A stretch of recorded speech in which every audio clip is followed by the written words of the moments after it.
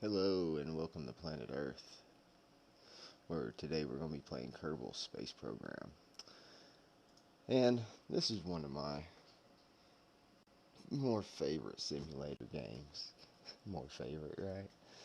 This is top favorites.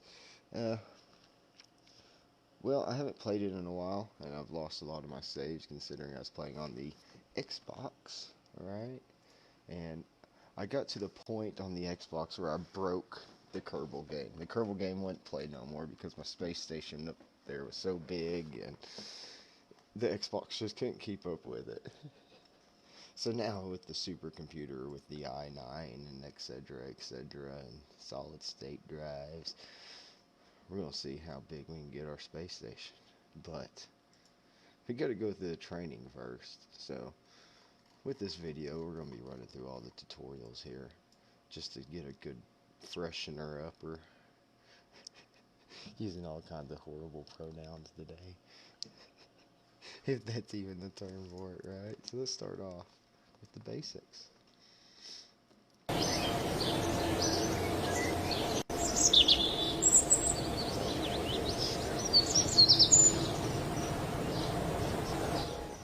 Turn it down.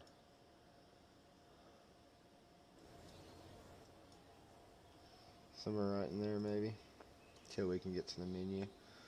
Welcome to today's lesson on vessel construction. I'm Warderhire von Kerman. Whether you want to put a satellite in orbit, make a transcontinental flight, or step onto the very surface of the moon, you're going to need to build yourself a ship. It should be pretty easy, even if you're not famous rocket scientist like myself, Mr. Warner von Kerman. In this tutorial, I will first show you around the Kerbal Space Center, then take you into the vehicle assembly building, where you'll learn how to construct a simple ship. We'll cover adding and removing parts, what the parts do, how to change the performance settings of the parts which have that option, and how to control staging. At the end of the tutorial, you will have a craft fit for quick hop from the launch pad. At each step, I will lock out all controls other than the ones you need for that step. If you still manage to mess up, it takes me some time to become as skilled as I am now. You can press the back button to go back and fix things. It won't lighten up unless you do mess up. We are now at the Kerbal Space Center. I'll give you a quick rundown of how to get around. The Kerbal Space Center, for short, KSC for short, is home to the pinnacle of Kerbal endeavors, and achievements for space exploration. Using the facilities you can see here, you'll be able to manage your space program, create rockets and planes, track your Kerbal explorers as they roam the solar system, find executing new users for explosive substances, and in case of emergency, hire more Kerbals. To find out about each of the facilities, you can hover your mouse over them or the facility buttons. They show up when the cursor is outside this window. If you need to repair a structure or upgrade them in career, you can do this by right-clicking them. Take some time to hover the mouse over the buildings and see what they each are, and when you're ready, enter the vehicle assembly building. Alright, we got the research and development building here. The facility is closed. We got the astronaut complex, administrator building, the space plane hangar, the runway, the mission control. Here's the tracking station, the vehicle assembly, and the launch pad. So let's move on into the vehicle assembly. Haha. Very good. What you see in the middle of the screen is the construction area. This is where parts are placed and your craft is constructed. On the left side of the screen is the parts toolbox. It will show you all the parts you have available in each of the different categories, and once there once there are any to once there are any to pick, that's it. If you want your craft to be controllable, you need command module, and it's best to make it the first part you place. The part will either contain some plucky Kerbal crew or an automated pilot mechanism. As we're just starting, there's only one choice. Go ahead and pick that command module from the pods tab. Haha. It's picked. I'm gonna throw on some music too. Some light music in the background. After at least one part is placed, you can look around with the following controls. Arrow keys or right mouse to drag. Yeah. Woo. Move the camera up and down. Mouse scroll wheel. Right. Up and down. Zoom the camera. Shift mouse control wheel. What? That's up, down. That's in and out. Okay. Alright. Next. If you'd like your pilot to be able to make more than one flight, he or she will have to return safely to the ground or water on Kerbal. Parachutes are a simple way to make sure that happens. They can be found on the Utilities tab. Change tabs by placing the icon on the left of the parts list window.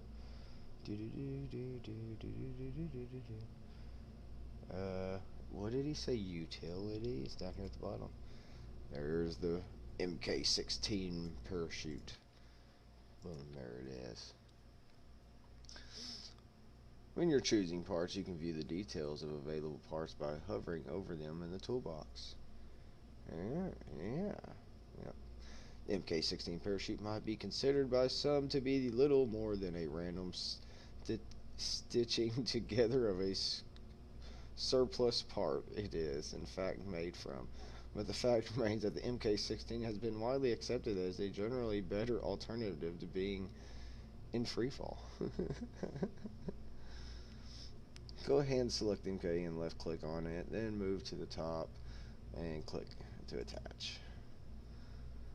Some parts, like our parachute here, have configurable options. To see these, we need to right click on the parachute we just attached to the pod. Do that now and you will see the available parameters. Yeah. On the parachute, you will see that we can adjust our altitude and the atmospheric pressure at which to open. That setting can be quite useful on distant worlds. Yeah, considering worlds have different gravities and different altitudes. For now, let's check that the opening height on the chute is at least 1,000 meters, because safety is the Kerbal way after all.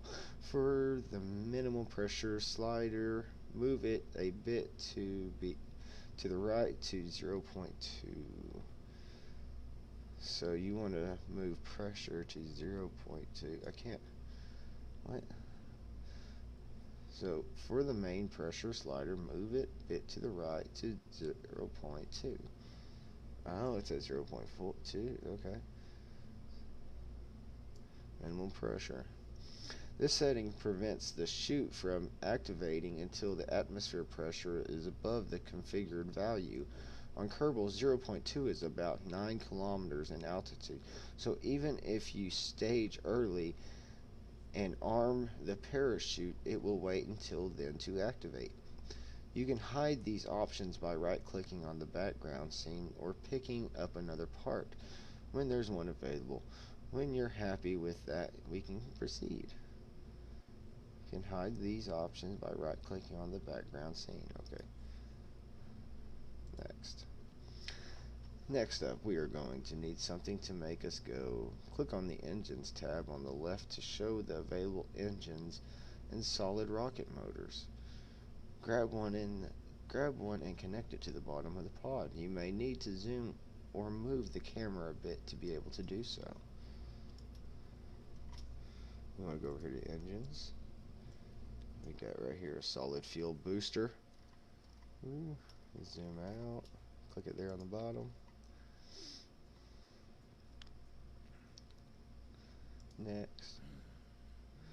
Oops, I forgot. You're just starting out. You're not a famous rocket scientist, and to make that craft survivable as it stands now, you'd have to be better at rocket science than me. Haha, impossible. The problem with the craft is that the solid rocket is too powerful for the payload, or single small pod and chute. It will either burn up and ascend from going too fast, or burn up coming back down. Even if you survive that, the craft's mass will cause it to fall too fast for the parachute to operate properly, and you'd hit the surface before it could stop you. Okay, I promise to teach you how to change that to make it work in a later tutorial. But for now, let's continue. Well, that's pretty. Well, at least this way I get to tell you about remembering parts. Pick up the BACC thumper and either drop it back over the part toolbox or press delete.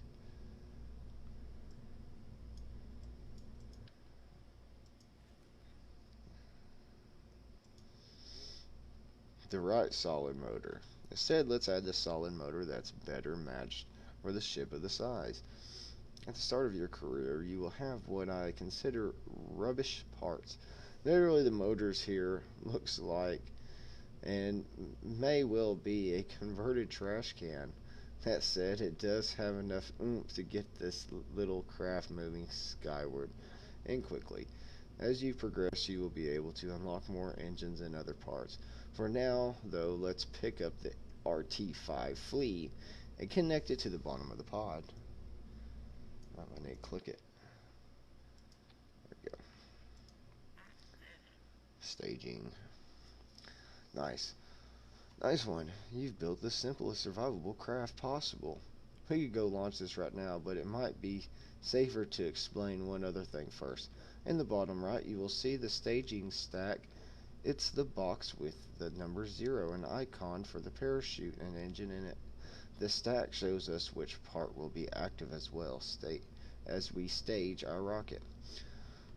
What this shows is that when we activate the next stage, both the engine and the parachute will be triggered. While it could be considered funny to open the chute and fire the motor at the same time, it's not going to give you much of a flight. To fix this, we need to separate the engine and chute into 2 stages. If you move the mouse over the 0 stage, you will see a little plus and a minus appear on the left of the box. Click the plus button to add a new stage. If you add too many, click the minus button on the extra ones to remove them. Make sure you have precisely 2 stages. Hit plus.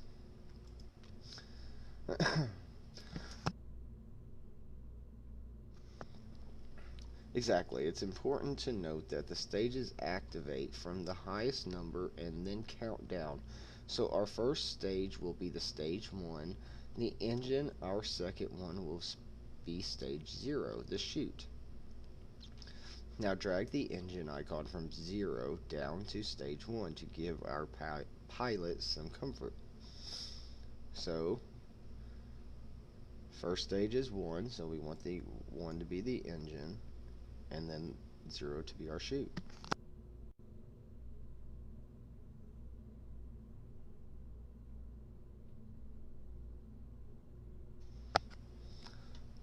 That's it. We now have a safe, relatively safe craft that's ready to go. Let's make sure that if we need this design again and we don't have to build it all from scratch, at the top of the screen you will see the name for our craft.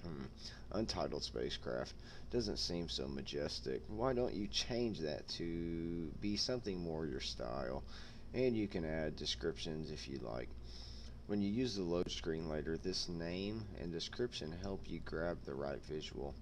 When you're happy with the name, click save. It's called Untitled Spacecraft. Let's just call it Trash Can. Trash Can. Next. Excellent work. Feel free to play around with the parts and techniques I've shown you, and when you're ready to continue, press the red button in the upper right to exit. Back at the training menu, try the Flight Basics tutorial to learn how to fly this little craft, and then the intermediate construction tutorial can teach you more about this editing. Alright, let's head on to the next tutorial. Save and continue.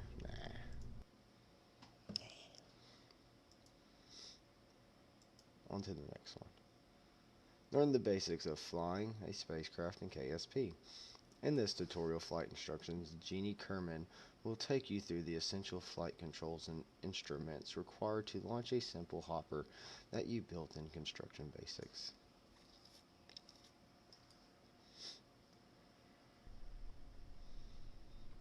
Alright.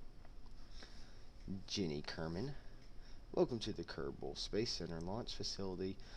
I'm Jeannie Kerman, and I will teach you the basics of piloting a spacecraft. I trust you've already checked the basic instruction tutorial. If not, I recommend you do so before going through this one. Today we will do a run-through of all the important controls for your spacecraft. Our little hopper from your basic instruction lesson with the Warner may not have all of them, but we do a full run-through once and see how it flies. If you're ready to go, press next. Flying a spacecraft is all about being in control of a general, very chaotic situation. As a pilot, your main flight control will affect the pilot, yaw, roll, and of the ship. Let's look at those first. All the other controls will be locked until you're needed or the tutorial is closed. Pitch, yaw, and roll are the three directions you will rotate your craft. To help the visualize this, we've taken a holiday snap of the hopper below. That's a weird holiday snap. Next up, we'll see how we rotate these directions. You're controlling your ship with the rotation using the controls S, W, A, D, Q, and E. By controlling pitch, yaw, and roll together, you can keep the ship in a controlled flight. Try it now and notice that the indicator of the lower left side moves as you provide control input. Yep. Okay. Throttle plus pitch, yaw, and roll are the main controls you'll need to master for a successful crash-free flight. You'll skip over the throttle control for now as the vessel has no need for it. Don't worry, I'll explain it another time when it's of use. Remember that all of these controls have a limited amount of effectiveness, so bigger, heavier ships will probably respond much more sluggish to the controls than a little small one. It's also good to keep in mind that as its stages are separated from the ship, it will become lighter, and this will usually mean easier to control. Next, let's look at the rest of the flight controls. In flight, all the planning you put into the staging sequence of your ship comes into play. From launch to the final deployment of the descent parachute, you can control the activation of several of the ship parts by activating stages with space. Launch, activate next stage. Notice the stage indicator in the lower left corner is shown the currently active stage since we haven't launched yet. It's showing the first stage as active. I have your stage controls locked for now, so the stage indicator is glowing purple.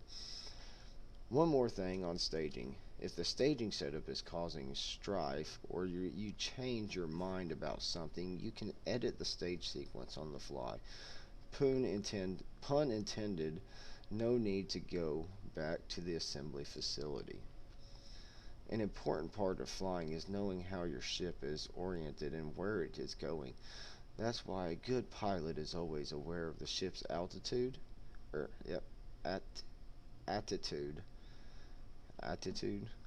yep, where it is pointed, and its velocity vector where it is going. These aren't always the same direction, and as your skills improve, you should pick up on these. The big round instrument on the lower center of the screen is called a nav ball. This device sums up most of the crucial information needed for proper death-free flight.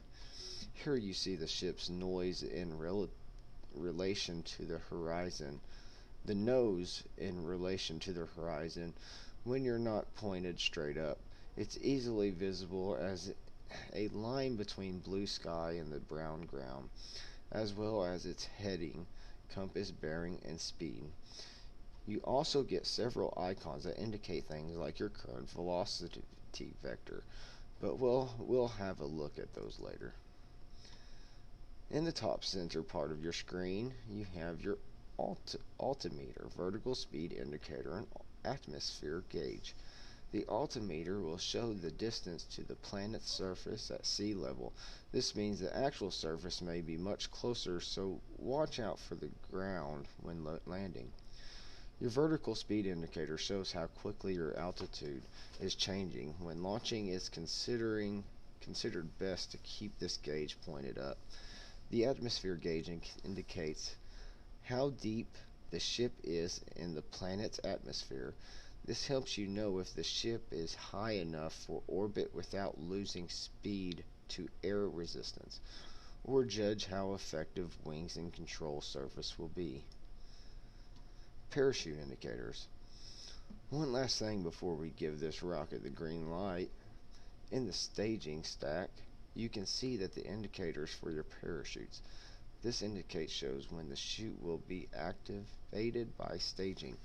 You already know that, but the background will also change colors to indicate when it is safe to stage the parachute, and the foreground, the parachute bit of the icon itself will change color depending on the parachute's state. Note, however, that by default, parachutes will not deploy when unsafe, even if you stage them. Then left 3. The left 3 show safety, safe, risk, and unsafe to deploy. The chute is unstaged, white, in the left area. The right 3 show that the state after staging, arm, deploy, and cut, shredded. When you are familiar with chute icons color, we can move on.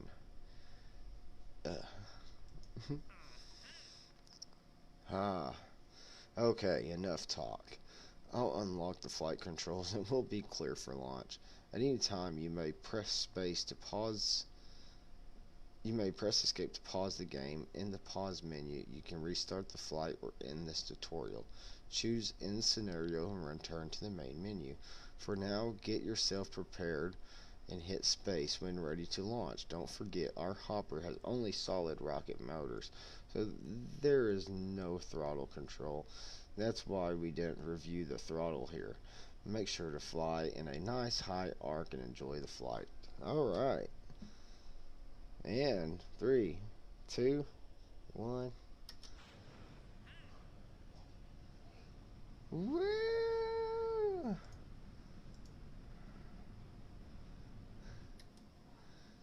Oh, we just launched it straight up. Little Kerbal over here just going crazy.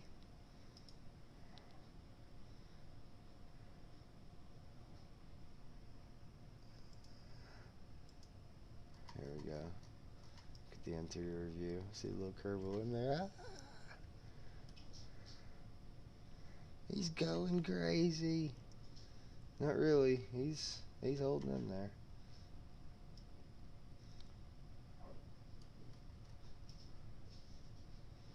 You are the first Kerbal to reach 13,000 miles. He's falling back. I think we need to deploy a parachute here. Oh no. Come on, we need some wind resistance here.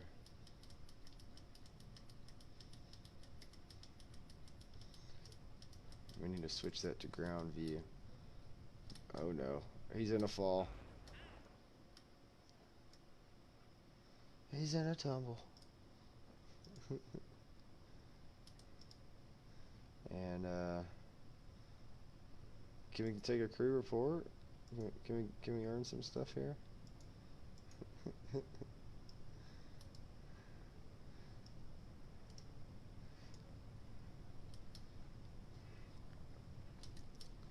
We did it!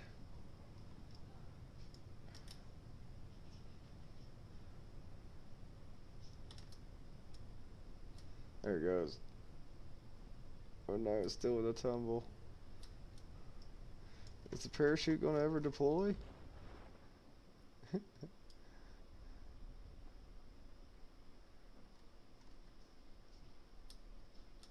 Yeah! And on to the next tutorial, right? So we can click escape in scenario and go to training. That was basic flight, intermediate construction. Here we go.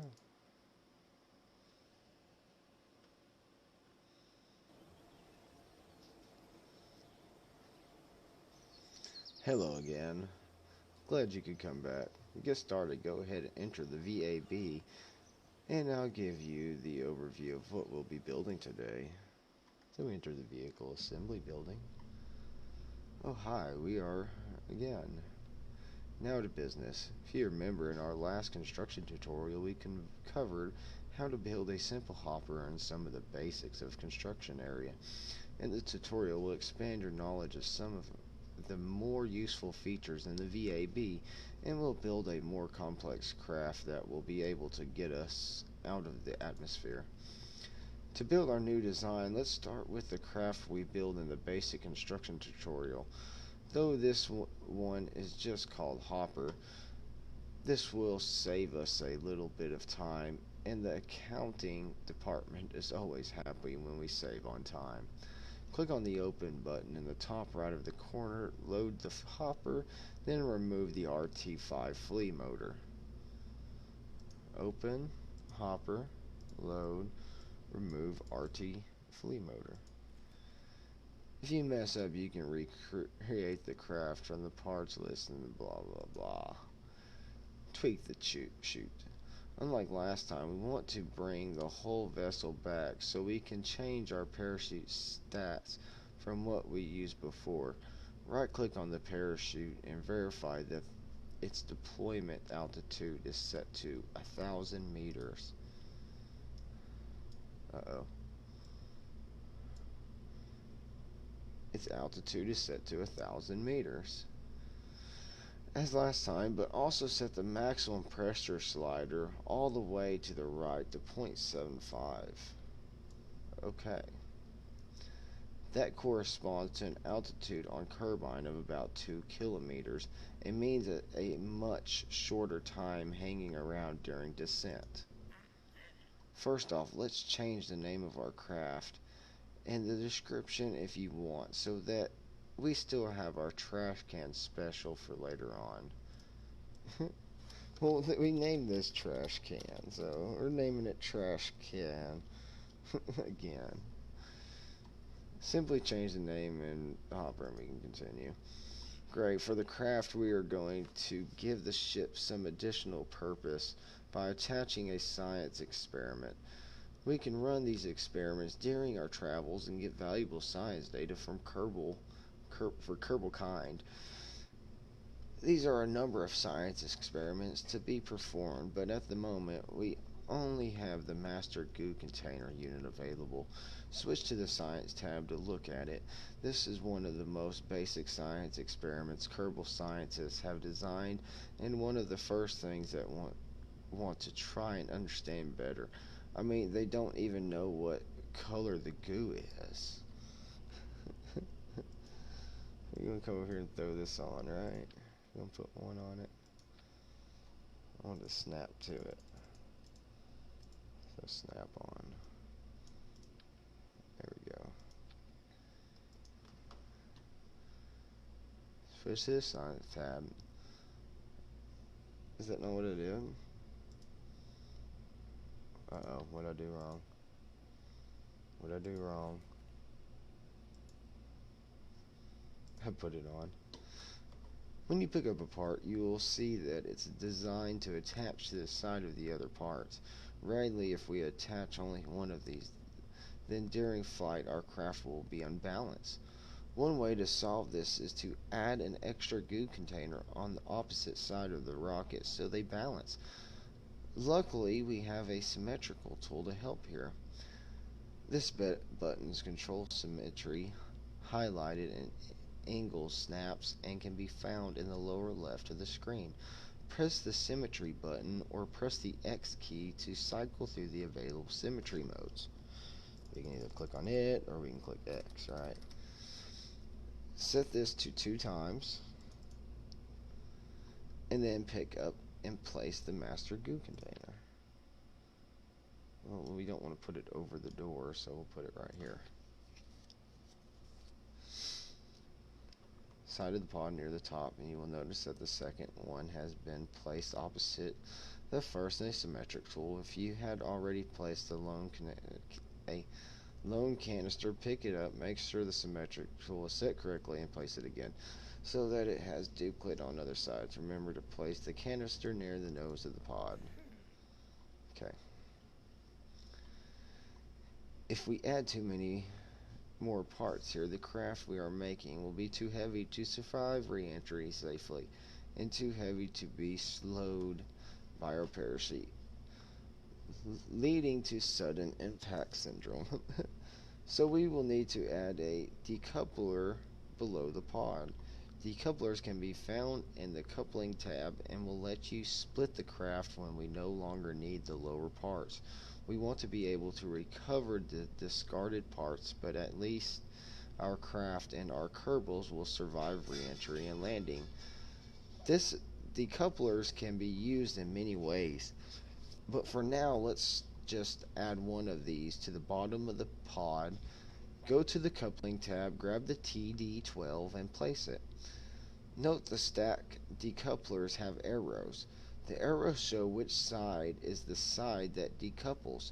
Make sure your decoupler arrows is pointed away towards the pod, pointed up towards the pod. It will be by default. So that's in couplers, and the arrows are pointed up. Okay.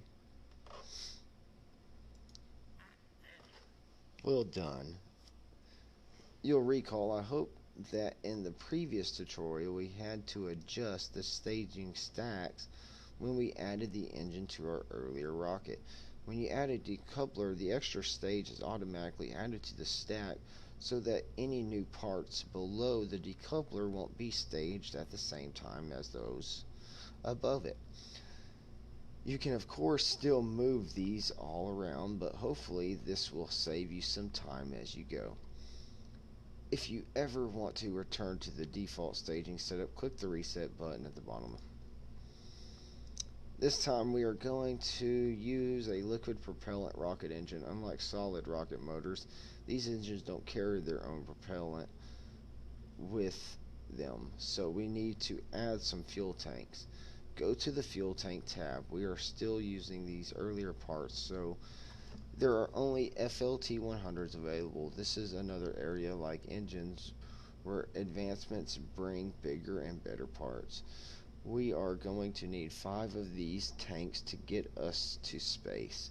Before you grab 5 tanks from the part toolbox, though, let me give you another tip. Because efficiency is my middle name, it goes right after Vaughn.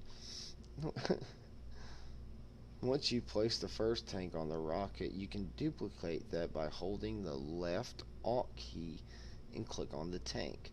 You can do this on the bottom tank a few times and quickly get 5 of them attached without having to go back to the toolbox. Add 5 FLT 100 fuel tanks. Go up here to fuel tanks, click here. Scroll down, let's put 1 there. We click Alt. Boom. Oh, no. Oh, no. 2, 3, 4. 1, 2, 3, 4, 5. Okay, there's 5. Good. Switch over to the engines tab now. The swivel engine you see here is obviously different from the flea we used before. This is a liquid engine and it needs and burns both liquid fuel and oxidizer. Funnily enough, that's what we just added to the rocket. Attach the LVT-45 swivel to the bottom of the rocket stack now, and keep an eye on the staging stack to see how it changes.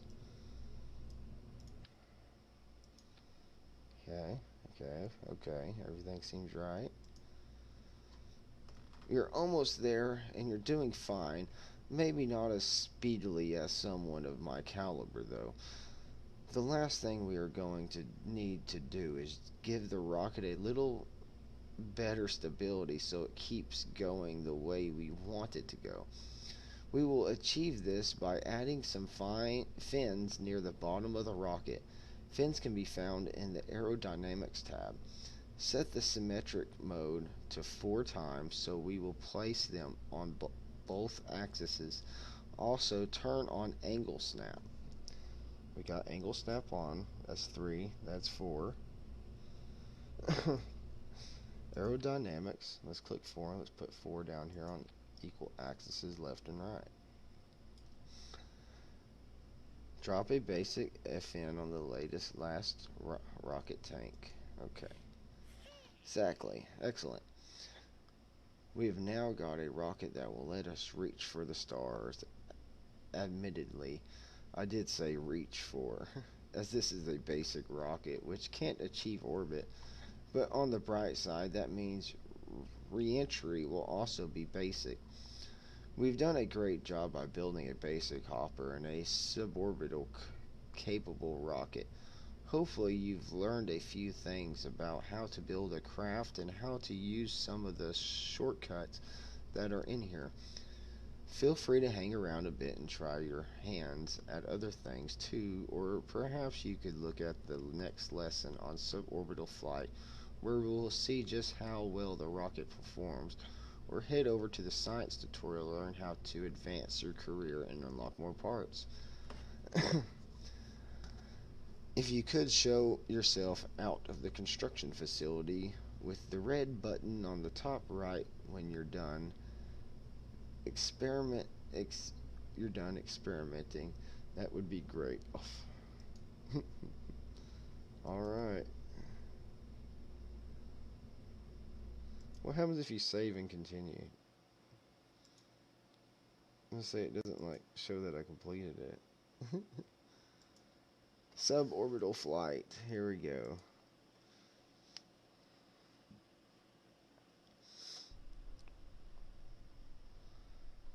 Hello again.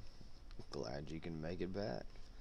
Today we will take an exciting step, getting our first Kerbal into space. Yep, which with a capital S. Hopefully you remember the controls we discussed in the basic flight tutorial, but don't forget that you can always press escape and click the view key binding buttons for a reminder. If you're ready, let's get started. Your mission today is to make a short suborbital less than orbital flight out over the water to the east. It's a nice arching path that ensures a gentle survivable re-entry. Straight up, then straight down is not so good for survival.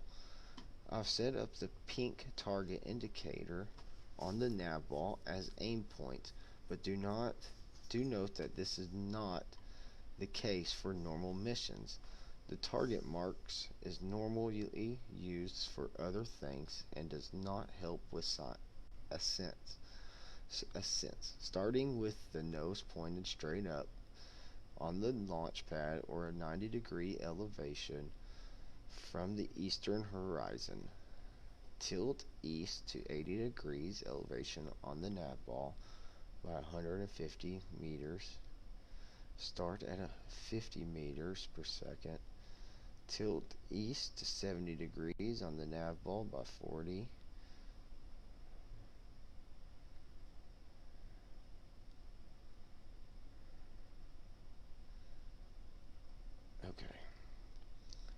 um,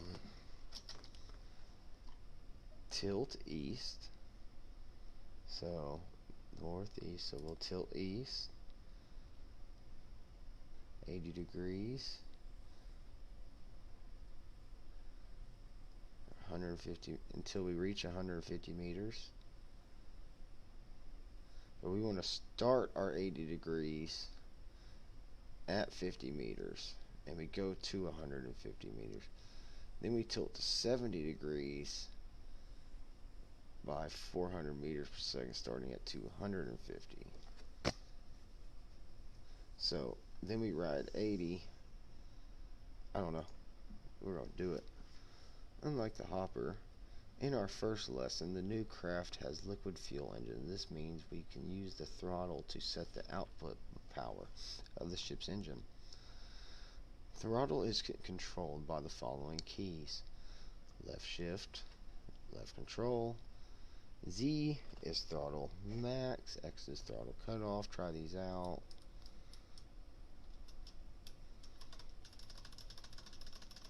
Make sure that hotkey stuff ain't on me. Hit shift a whole bunch of times. Next.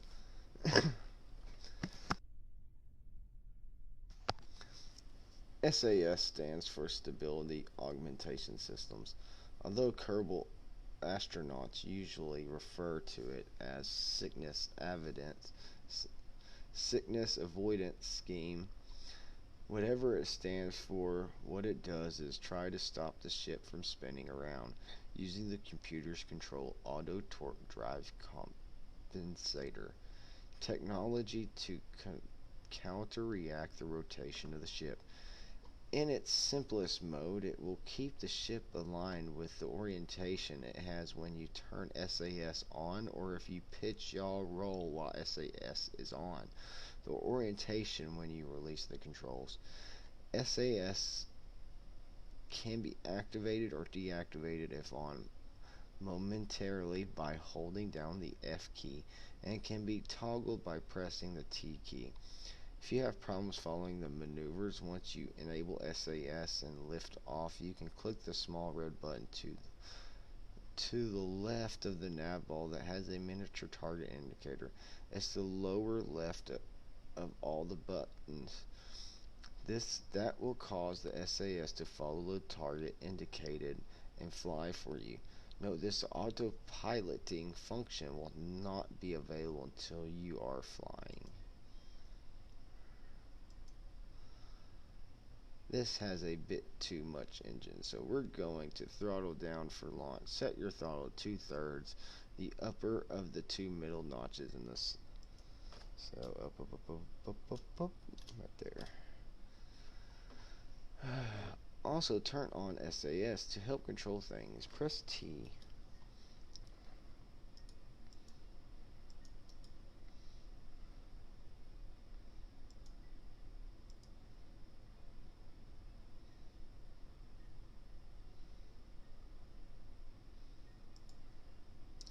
Well, set target. During the lesson, some of the information is quite detailed and could take a while to read, as this is a short suborbital hop and don't want you to miss anything important. I will place a warning at the top of the page where you might want to pause the game to read. This warning will look like this. Warning, detail info. Press escape to pause if necessary. Okay, enough talk. I'll unlock the rest of the flight controls and you'll be clear to launch. At any time you may press escape to pause the game. The pause menu, you can restart the flight or end the tutorial and return to the menu. I've enabled the target marked on the nav ball. Give it a look to make sure you see it. And then let's get ready to light the candle. Double check your throttle set to 2/3, the upper, the two middle notches on the slider, and SAS is enabled. Then hit space. RCS. Let's turn RCS on. Then hit space when you're ready to launch. Remember to start turning at 50 meters. Holy goodness.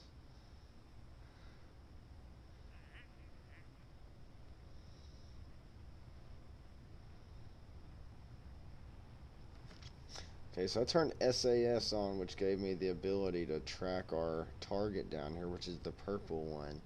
Which, like he said, that ain't normally in the mission, so I'm able to kind of just let it do its thing here. And we flying, we flying, we flying, we flying. I hope it's doing what it's supposed to.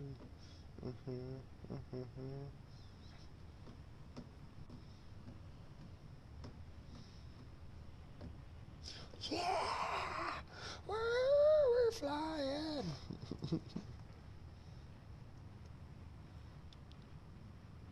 Excellent work. We've got the rocket just where it needs to be.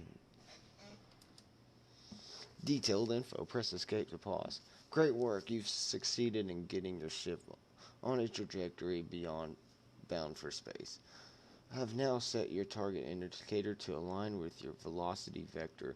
That will minimize drag by turning the smallest side of the vehicle into the airflow somewhere around here. You will see the nav ball speed indicator auto switch from surface to orbit. Accompanied by the speed number jumping, go ahead and switch it back to surface mode by clicking it until it says surface again.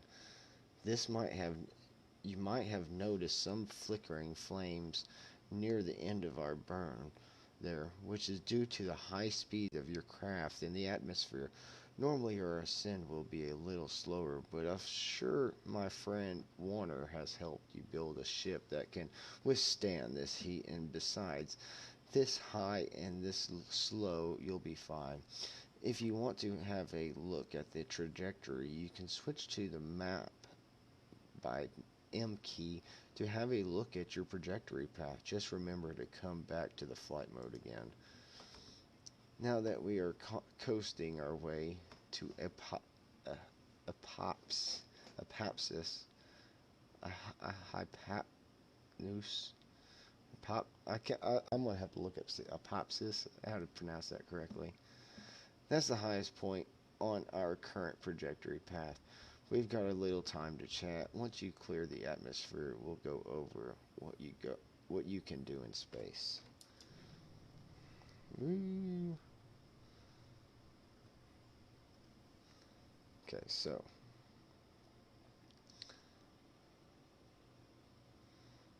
I can possibly trigger the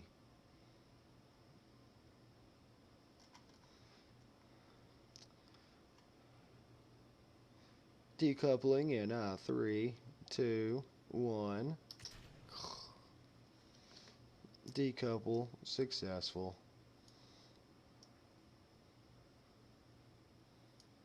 Watch out below, man. So we got the SAS here still tracking to our target that the tutorial has given us here.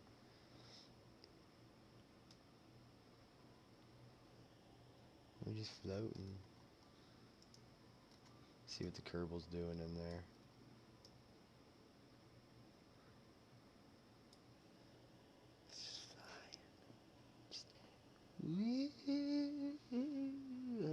Just the flying.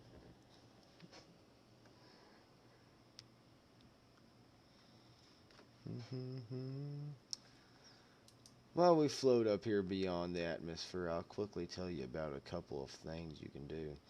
With an advanced enough astronaut complex in the KSP, we can train our Kerbals to be able to spacewalk in EVA, although we won't be doing that on this flight. Also, when we are carrying science devices like our goo container, we can perform experiments. Feel free to play with the goo container now by right-clicking on them. I'll let you know when it's time for the next phase of this suborbital flight. Alright, we got our goo containers here. We need to get some goo. Observe the goo. Well, we don't have no kind of transmitter here, so we got to keep the experiment. We'll run it twice. Why not? We'll save it. You know, we'll save the second container for re-entry. We'll collect a bunch of goo on re-entry. Goo. And the goo. Let's turn this back on. Why'd you? We wanted to see our Kerbal in there. Look at him. He's just a flying. He's so far out there, man.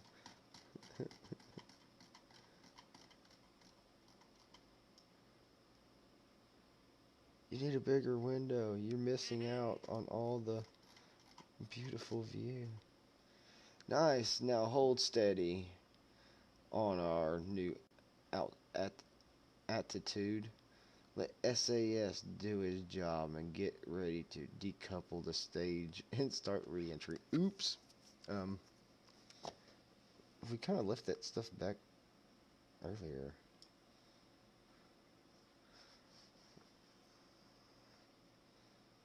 So we got SAS set here to our target.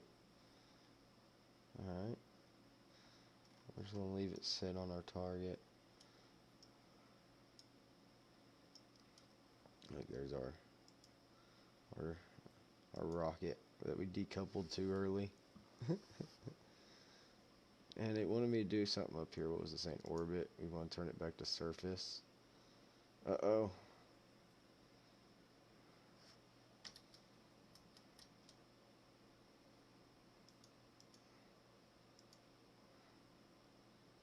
There we go.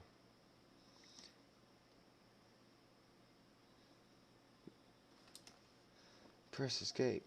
You are now re-entering Kerbal atmosphere. Make sure to keep all hands and feet inside the pod at all times. We don't want you getting burnt or anything. Don't mind the flames. Warner is a world-famous rocket scientist, after all, and he's built this ship to withstand them. Last time we watched the parachute icon to wait for the right time to open the chute. This time we are going to do something a little different. Remember in the construction tutorial where you designed the vessel, you set the chute to not semi-deploy until 0.75 atmosphere of pressure. That means the chute won't perform the first of its 2 deployment stages until then. Even if you activate it by staging now on Kerbal, 0.75 atmosphere means about 2,000 meters altitude above sea level, and the craft should be traveling slow enough by then that the chute will survive deployment. So let's take the bold step of arming the chute now, and let the smarts in the third pop hit at the right altitude. Let the smarts in their pop. That's weird. You know you can trust me. Stage the chute now by pressing space. I want to turn SAS on, and I have it pointed here. I want to point at retrograde. There we go. Because I want to be coming in. I don't want all that heat up here on this stuff. I want all that heat down here on the bottom. And we want to see our Kerbal. We want to see him in there just... It's like coming back down on the Six Flags ride backwards. Just, yeah! Yeah!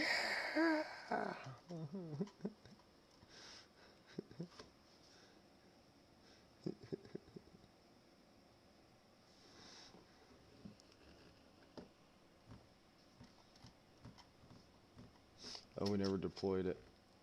Okay, we deployed the chute. It's ground level, that's water level. There's our atmosphere.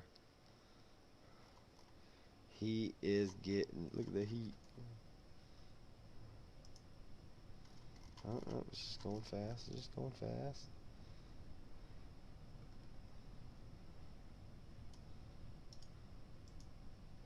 Observe the goo. I'll unpin it now. Reset the goo.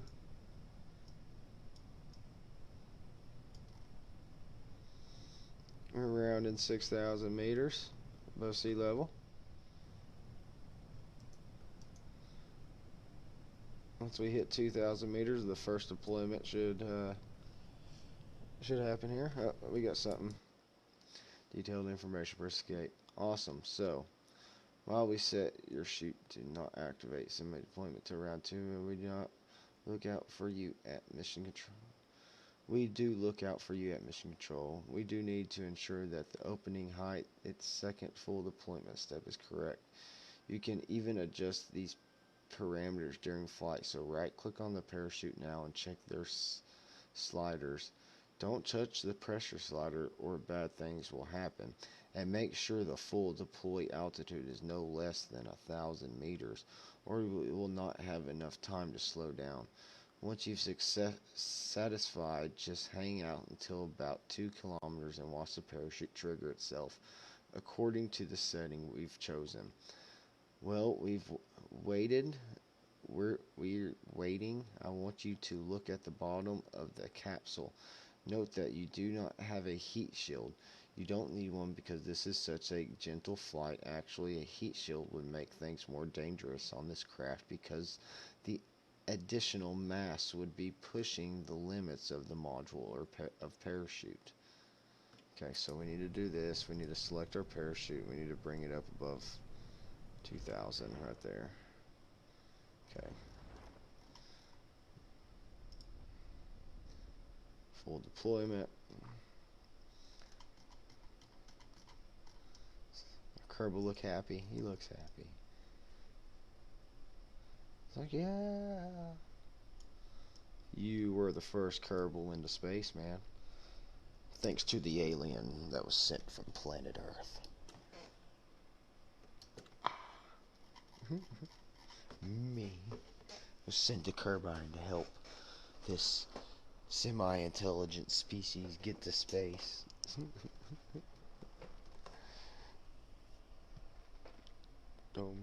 Yes, the chute is away. Now enjoy a leisurely float down to the surface. Mr. Genie Kerman. It's peanut butter jelly, peanut butter jelly, peanut butter jelly with the Dr. Pepper. No peanut butter jelly though. But we do got a Dr. Pepper.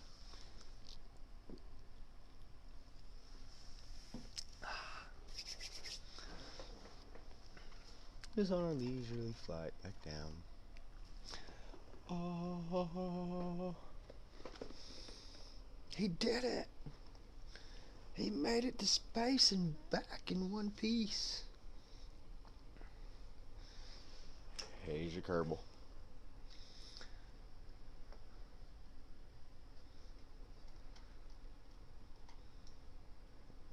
How do you feel being the first Kerbal in space?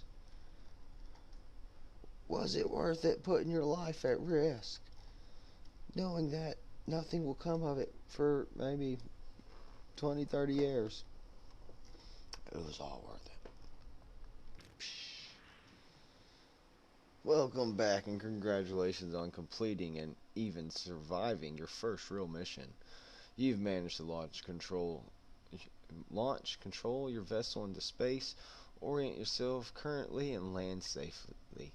That's quite an achievement. If you want to practice this again, choose revert to launch from the pause menu, otherwise in the scenario. And be sure to check out the other tutorials. My next one is about going for orbit, and it's really exciting.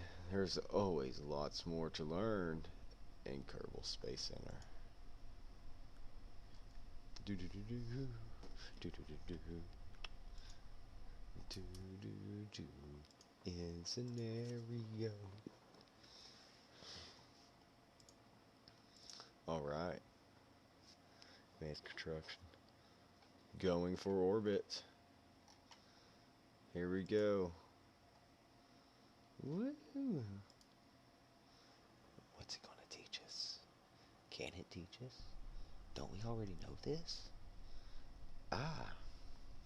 Today we will tackle an obviously essential skill for any space program, getting to orbit. Without this skill, we might as well be teaching you a Kerbal flight simulator. Ha! I trust you've already checked the other flight tutorials as well as the advanced construction one to be familiar with the Kerbal 1 vessel we will be launching today. It's not a highly recommended you do so before going through this. If not, I highly recommend you do so before going through this one.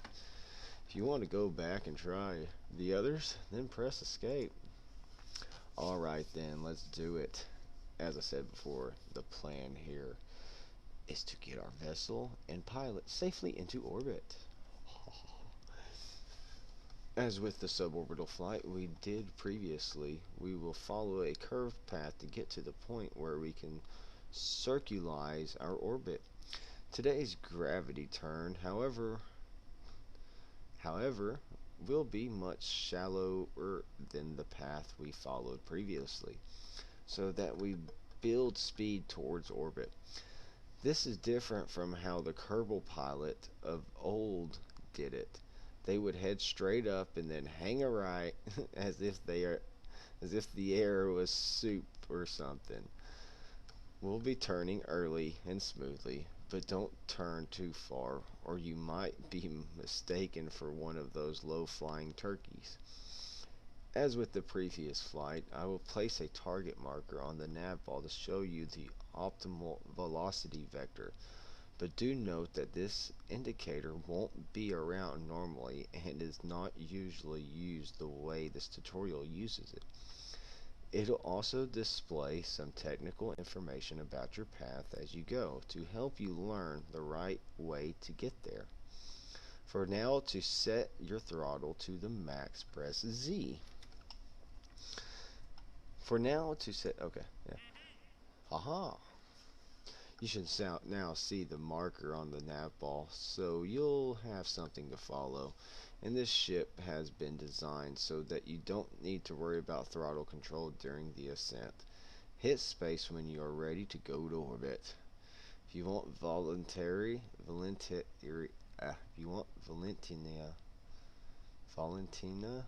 the Kerbal pilot, to fly the curve for you, then you can enable SAS and set the mode to target after liftoff. So,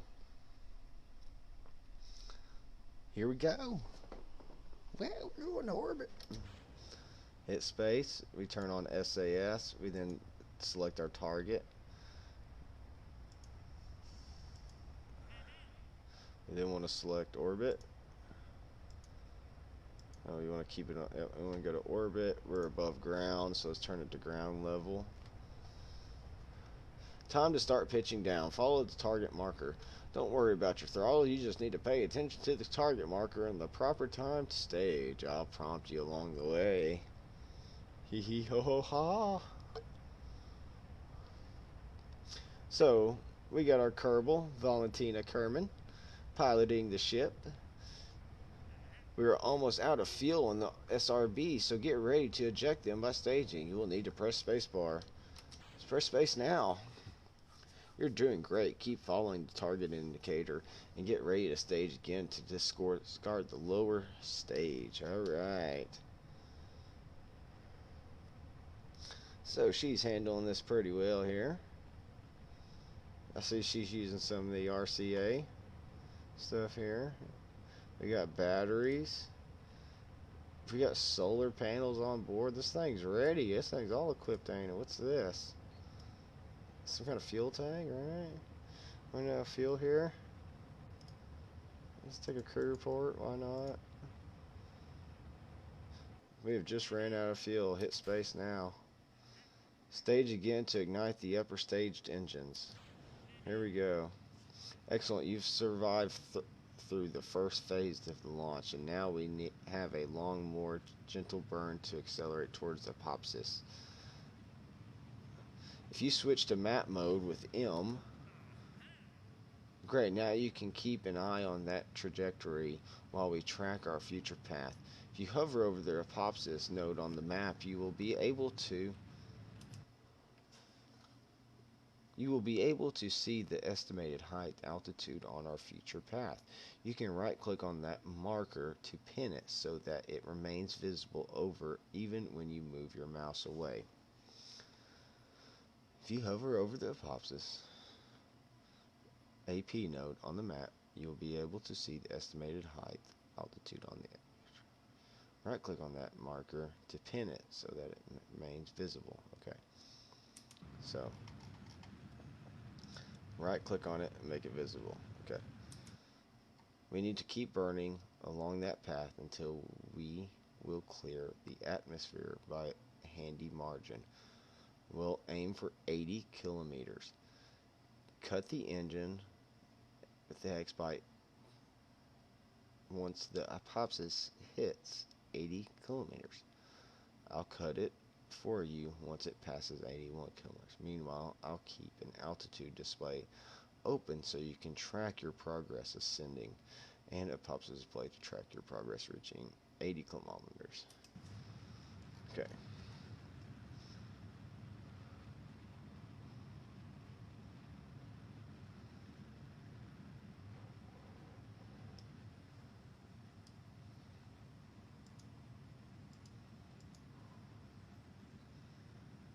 So it's at 47.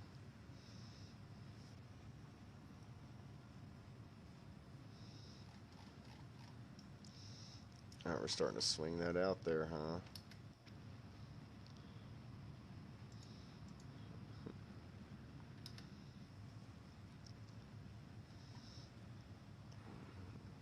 Burned about half our fuel.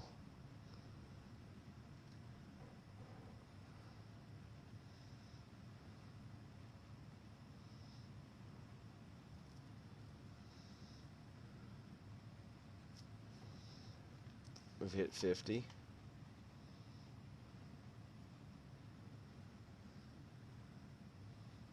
Or hypotenuse.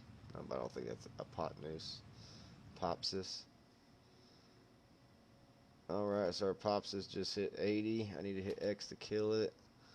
He did it for me already. Alright, and that's going to get us there. I've made sure the engine is shut off, and now we'll coast till we clear the atmosphere at 70 kilometers altitude. You may notice your speed dropping a little as we coast. That's nothing to be concerned about. It's just gravity trying to bring us down and air trying to prevent our success. We'll beat it though. You're looking good. Meanwhile, I'll keep an altitude display open so you can track your progress ascending to your apopsis.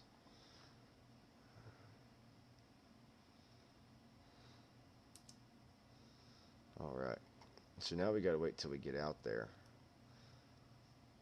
So he wants to wait until we get to about 70. We're just gonna hang back here. Watch the old Valentina, the second Kerbal into space. First Kerbal to make orbit. Way to go, Valentina. You are doing it. Don't let anybody else tell you otherwise. Do.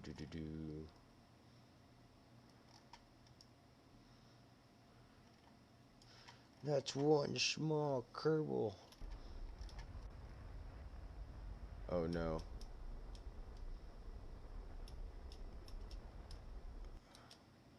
Uh-oh. I wasn't supposed to do that. I just hit my apopsis out to 90. Oops.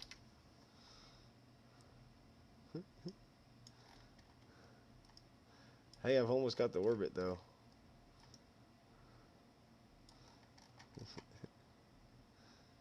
Alright, so we're almost at 70 here. And he's going to tell us to do something. We need to do prograde, which will be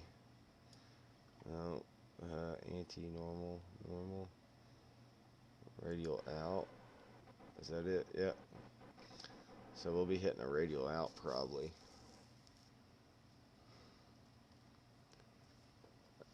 Now that we are clear of the atmosphere, we can warp ahead through time to get to the apopsis more quickly. Importantly, rocket scientists like us do not have time to waste. Press next when you're ready and we'll warp till it's time to make our next burn. Do. Look at him. It's like we're actually in space now.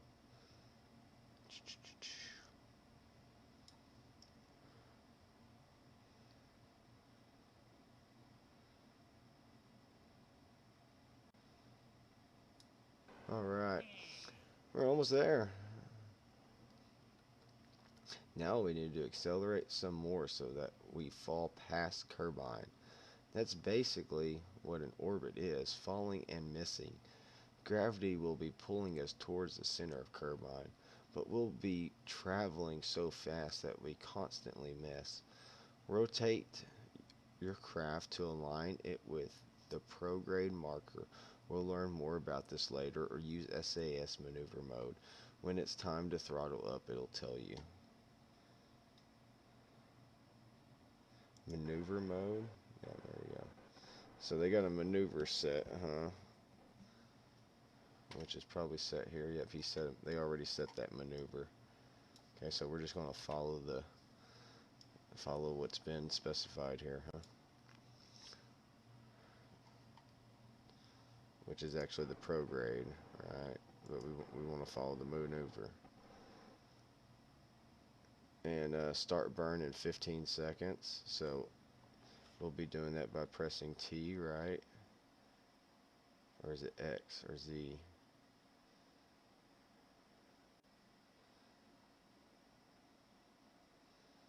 One. And then we click X to kill the burn. Right on. Congratulations, you're now officially in orbit. That's quite the achievement. Hopefully you can see the difference between the suborbital hop and this reaching orbit ascent, and just how far and early we turned. Also notice how we designed our rocket to accelerate reasonably through the ascent and didn't go straight to ludicrous speed. Overpowering the ship is a common rookie mistake.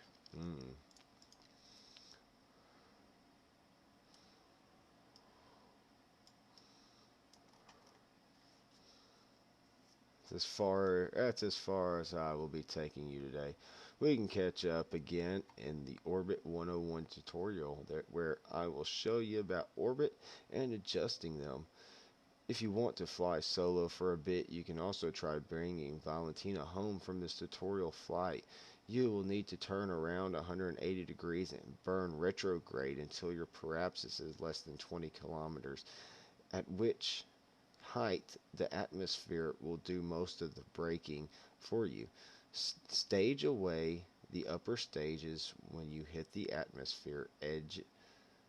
Orient retrograde and re-enter like I taught you in the flight basic tutorials, or simply choose infinite. Okay, so we're going to go ahead and bring her in to safety. Are you ready, Valentina? Do you trust me? So we need to turn retrograde. Alright, we're going to hit the map here, and now we want to just turn our engines on just slowly. I'm going to bring it out so we can see this happening here. So doing so, we're slowing the ship. If you stop, you're going to fall like a rock. Alright, so let's go ahead and... Alright, we got some kind of paralysis here. Right there at 20. That's great. So now gravity's going to bring us in. Alright, so gravity's going to start to bring us in.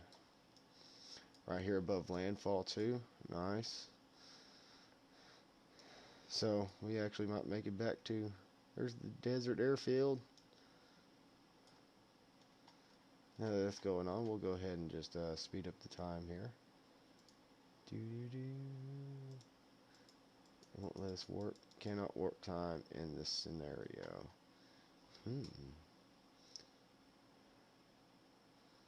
That's a long time to wait. Well, we'll just keep burning then. We'll just keep it burning. We'll throw it in the full blast. Alright.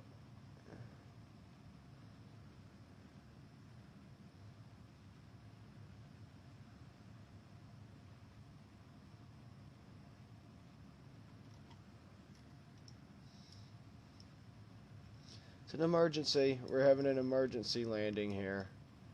We're just gonna...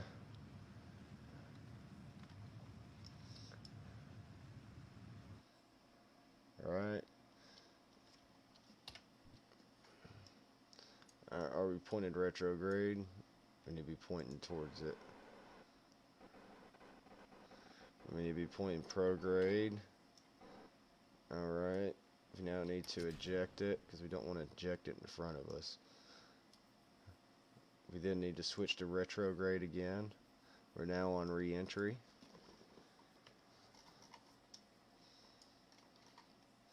See about turning some cab lights on here. Lights on, lights off. These lights were on, right? We got lights on. But that takes battery. I didn't see a battery on here. All right, Kerbal. We are bringing you home, Valentina. Safe and sound. All we gotta do is wait now. Alright, so let's check our parachute here. Let's bring the altitude up to about 1200. We want pressure. We'll do like what he's doing. I don't know, we might be coming in kind of fast. Let's bring the pressure up some. And we'll go ahead and just deploy the chute. And let it do its thing.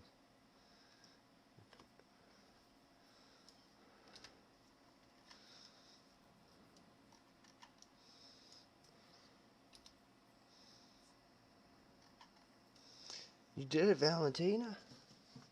You made it into orbit, and then you didn't even make it all the way around the world before we were like, you know what, just turn around and come home.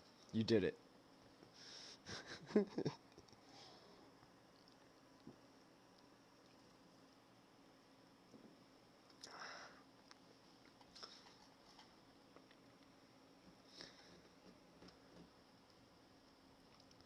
Here she goes. Will she survive?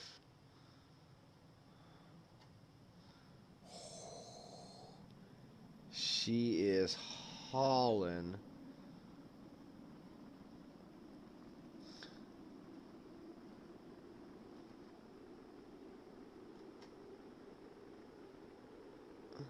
She looks scared.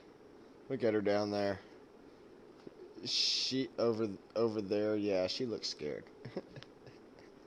I'm good, man. I'm running. Yeah. Woo! Little Kerbal over there scared. We made it. We made it through the atmosphere. She came in backwards and upside down.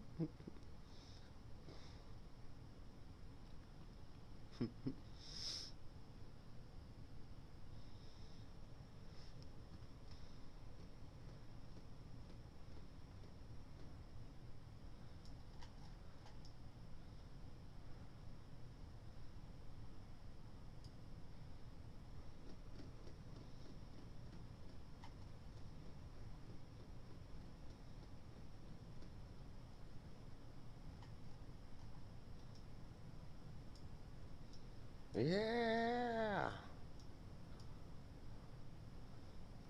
Is it going to deploy?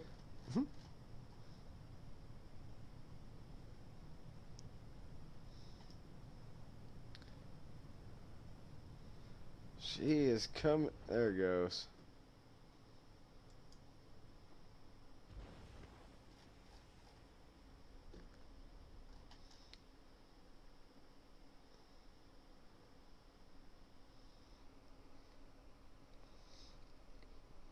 Congratulations, you did good.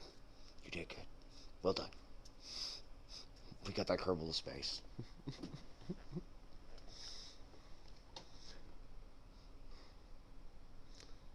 We successfully was able to create an orbit. But we didn't send them up there with enough electricity or oxygen, so we just brought them back.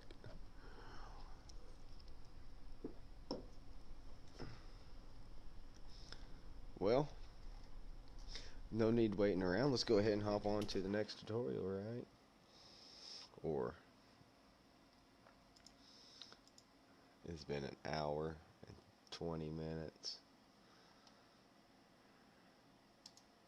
How many more of these we got to do? We just did go for orbit. We got orbiting 101, science basic, to the moon part 2, from the moon, docking, asteroid redirection mission, asteroid redirection mission 2,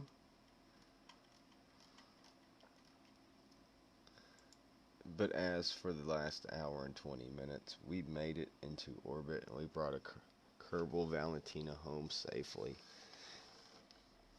And I'm going to call that tutorial part 1. Thanks for watching. Catch me next time while we try to shoot for the moon here on planet Earth. Please like and follow. It's because of you that make all this possible. Y'all have a good day now here on planet Earth.